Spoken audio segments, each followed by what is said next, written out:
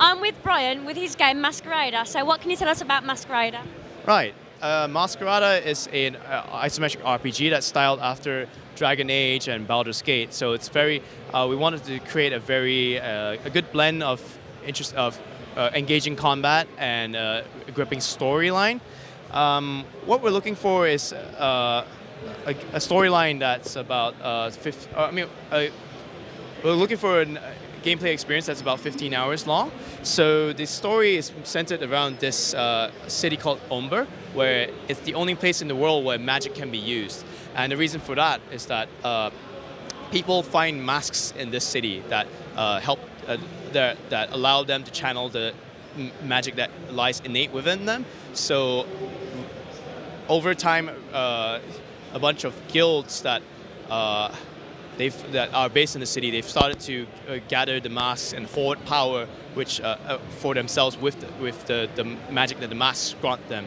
So these guilds have banded into a collective known as the Masquerada. They're basically, AKA the people with masks, and they've started to oppress people with the sort of the have-nots, the people who don't have access to masks. So, and they've sort of led to oppress the people into a situation where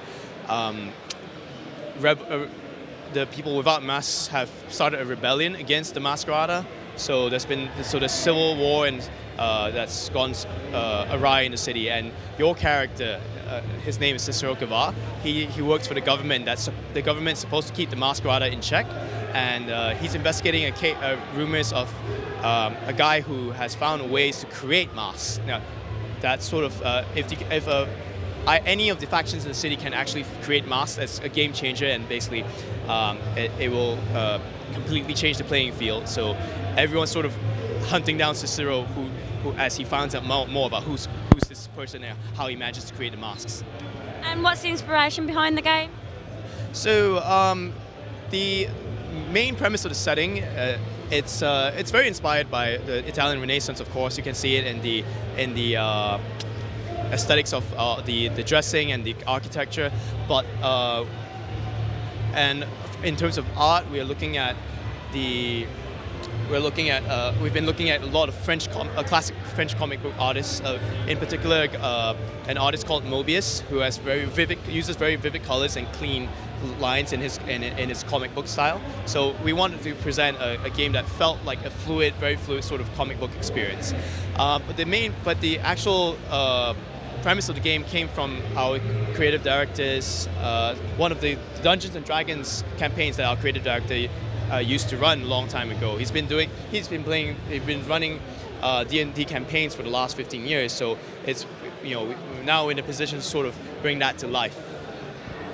And what's your role within the game? I'm the executive producer, so I kind of work together with the team, and we coordinate. I help to coordinate external stuff, such as working together with audio, voice acting, coordinating voice acting, and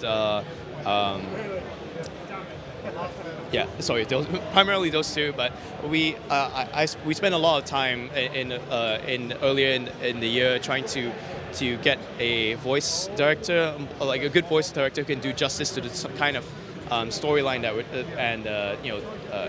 character-driven drama that we're trying to create. So we've got voice actors on board from stuff like Dragon Age and Mass Effect. If you're familiar with names like Jennifer Hale and Matthew Mercer, they've been in a lot of really great titles, and we really want to just present an experience that people will remember, 5 years or 10 years down the road. And what platforms is the game out on? So the game will be due out in April 2016, and we're looking to release it first for Steam, Mac, PC and Mac, and then followed by the two consoles later on. Okay, and lastly, what's your favourite all-time game? Favorite all-time game? Wow. Wow, that's tough. I would have to go for a game that affected me most in recent memory. I'd say Transistor, but just because I've been fighting with a lot of people about Final Fantasy in the last week, I'd have to say Final Fantasy IX was one of my favorite titles as well. Thank you very much. Thank you. Thank you.